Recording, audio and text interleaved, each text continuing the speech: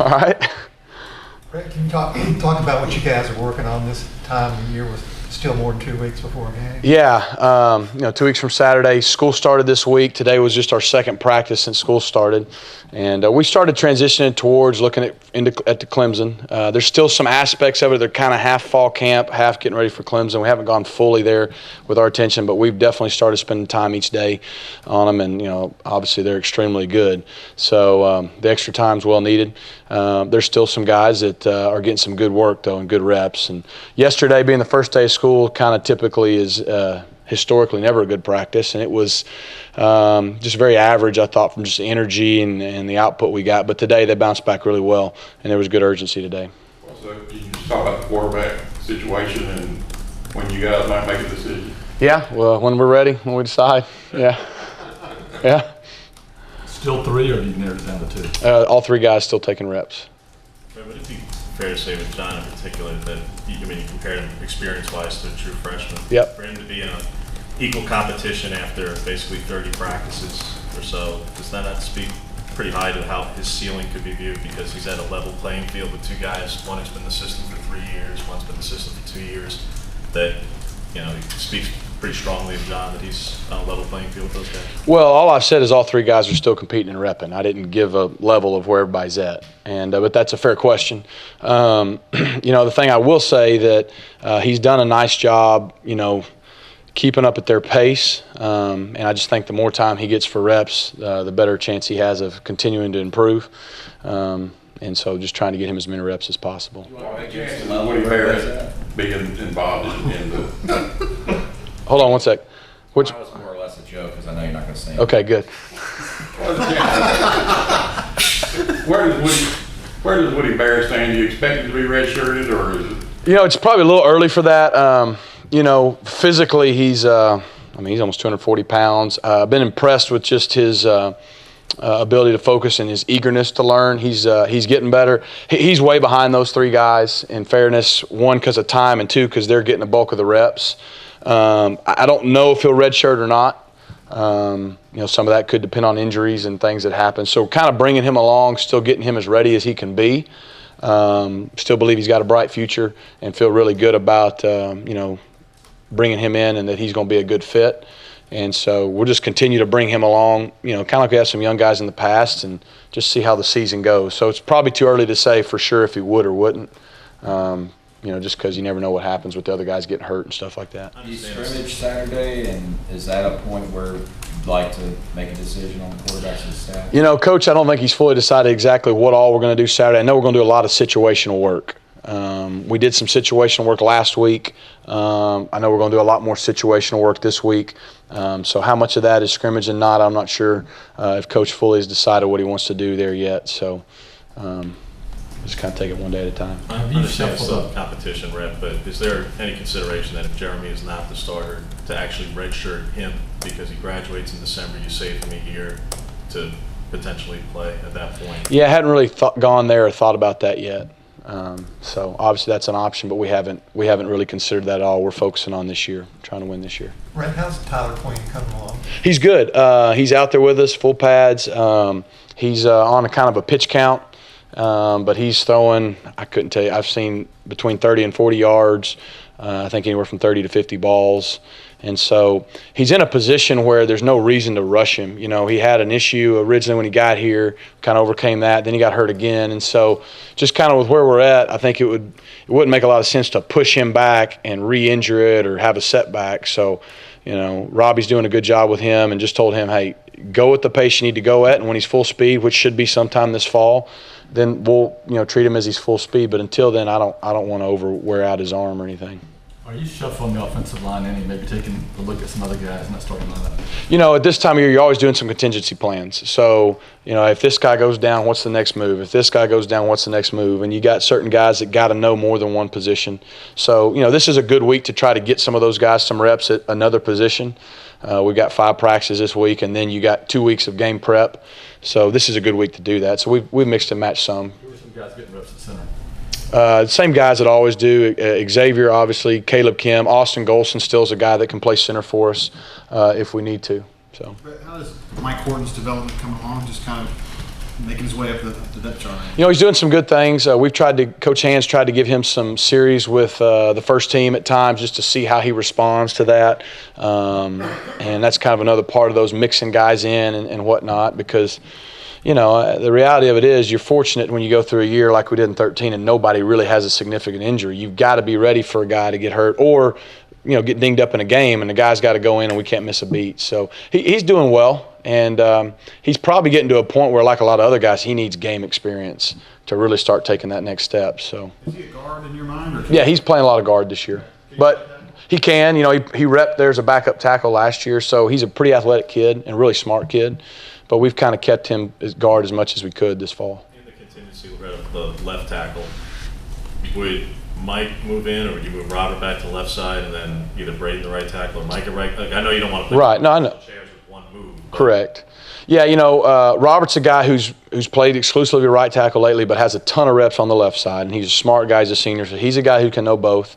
Braden's a guy that could easily play right tackle, and so, you know, we'd probably take the older guys or the guys that have played more and ask them to play or move more so than a guy like Mike, you know.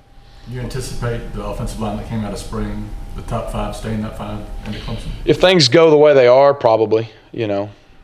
Was Mike Stevens able to practice today? Not yet, but he's doing really well. He's out there, got his helmet on, and he's doing some limited stuff. So we fully expect him to be back, you know, in several days and should be fine. Kyle Davis. He's out there getting some limited work too. So I think they're telling us by Sunday or Monday we think he could be full go. And so, you know, I think he's in as good a place as he's been in a long time. So that's good. Could he help you pretty early this season? I mean, Clemson or? Yeah, I mean, we'll have to see. All those guys are going to get an opportunity, and, you know, those 2 weeks of game prep leading up, how people do will decide a lot. You know, experience with freshmen in big games. Some guys, they get out there and it doesn't matter. I mean, it's like they've done it their whole life. Other guys, even though they're going to be fine, it's different. And so, you know, we hope those freshmen compete and contribute a lot in the first game. And we've certainly got no problem giving them opportunities. But I think we've said we're going to need the veteran guys, the Marcus Davises, Tony Stevens, the Jason Smiths, even guys like Ryan Davis who played a little bit. Those guys are going to have to carry some of the load, you know, hopefully the whole year, but definitely early on. Is there anything that's really stuck out to you with those freshman receivers that makes you go, no, maybe I've got 2 guys who can count on to play one? Yeah, I think just the physical assets they have. I mean, all those guys, you know, whether they're going up against Carlton Davis, Javaris Davis, it doesn't matter. They go out and compete. There's not a lot of fear in them, and they've all made plays. And you know, there's still plenty of nuances and things they're learning to get better at. But I think that physically they all seem ready, and you know, mentally I think they'll catch up. But they've also shown enough capacity that I think they can help us this year. Is it fair and accurate to suggest you're happy with Austin at left tackle and where he's at right now, or is that the spot that could move by the 3rd? I think it's fair to say he's doing a solid job. You know, he's always got room for improvement like everybody else, and nobody's set in stone, but he's doing a good job for us. Been pretty steady. Anybody that's had a really good fall camp for you on offense has really stepped up their play? Yeah, you know, a couple guys, you know, Chandler Cox is just, he's a stud. You know, he's a leader by his actions. He's a leader. He brings energy. He's playing a bunch of different spots for us. He can do a really good job, and that's who the kid is. And his attitude is contagious. I think Alex Kozan, being a veteran, has been extremely steady, and Braden's been steady. And, you know, those guys really in that whole first 5 from Leff and X and Austin, those guys are older guys. That's what we need. They've been steady. So, but Chandler's kind of the guy that just pops out right away. How about Cam Martin? How's he coming along? He's doing good. He's doing really good. He's another guy kind of like the receivers. Hey, we're planning on him. Hey, get ready to play, and you know, how much that is early will be dictated kind of on where he's at and how he's ready and how everybody else is doing. But we fully expect him to contribute. Doing a good job. And the other freshman receivers, how are they coming along? They're doing well. You know, just like he said. I mean, all those guys we're pushing them to be ready. Who would be your second H or your third H at this point? I mean, if Chandler carries the ball, who's going to slide in? Well, we got other guys like Landon Rice, Jalen Harris play tight end for us, but they're athletic enough to play off the ball. And so those guys are doing a nice job. Are they blockers, or can they block pretty well out in space? They better. Okay. Yeah. All right. Rhett, how much progress have you seen from Jason from when he first got here and then made the transition from quarterback to receiver? You know, I think he's comfortable finally out there in terms of just, the position from releases to catching the ball, just the nuances of playing the position. And, I think there's still some progress he can make in terms of being able to play longer periods of time just from the stamina aspect of running. There's a lot of running at wideout. You don't run that much at quarterback. So, but overall, I think he's more comfortable there now. Coach, with the QB still in name, how is the team's chemistry? Do what? I'm sorry. How is the team's chemistry with the QB still in name? I think it's been good. Like I said, at the end of the day, I like the chemistry of our offense. I like the chemistry of our team. It's just got a good feel to it. How that translates into wins and losses, you never know, but you got a lot of close games in our league. Every year that's the case. And when there's a tight-knit group of guys and the leadership comes from the players, a lot of times that helps you in those tight games at the end. And at the end of the day, offensively, we got to be a good team offense. I said that last week. And we've got to have the urgency because in 2 weeks, roughly, we play one of the better teams in the whole country and one of the best defenses from last year. But those guys, I feel like they believe in each other and they're going to fight hard for each other. The staff sits down and does discuss quarterbacks. Do you guys have a better feeling now of where everybody stands and maybe feeling closer now than you did, say, a week ago on naming someone? Yeah, I think we feel pretty good. And, I know everybody gets all, I don't want to say worked up. Everybody wants to know. And we've only had 2 weeks of camp. And there's really no rush. And so those guys are continuing to work hard. And we're just trying to put them in as many competitive situations as we can and to get them as many reps and get them as good as they can be. And, also get all the information we can get. You and Gus both have said you want to tweak the offense when you do name a quarterback. Do you have time to do that now? I mean, is it just Oh, yeah. And tweaking the offense isn't like changing an offense or putting in a new system.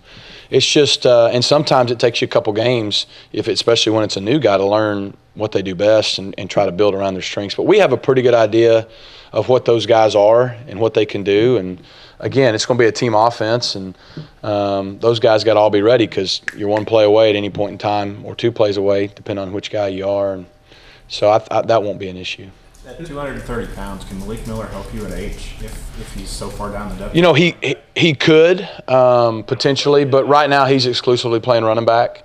And, having 3 guys that can play the H spot right now is good, sufficient. But, if we had some injuries or something, then we might have to get creative. So you're not really where you were with Bubba last year, where he just kind of made that transition? No, not right now. Is Cameron playing just running back? Petway? Yeah, he's pretty much been exclusively running back, but he obviously, brings a lot to the table, having played that other, the H-back position last year. So there's obviously, with him and Chandler, there's a lot of flexibility with those guys. couple more? Have you had to approach this quarterback battle any differently than competitions that you've been a part of in the past? Not really. You go out and you push them all to compete, put them in as many competitive situations as you can, and we chart everything, try to keep as much data on all the things we've done, and not that that's the only reason you make a decision, but at the end, these guys, the one thing they've done, regardless of how the outcome is, they're close. They get along good. I've always been fortunate to have guys that get along in that room, and it's hard when you're in a competitive situation to get along with everybody and pull for everybody. But at the end of the day, when we make decisions, that's going to hold a lot of value with our team and how the team responds to the decisions. So I've been proud of those guys for that. But, everyone's a little different with just kind of how it unfolds, but overall we haven't handled it any differently. All right. Thank you.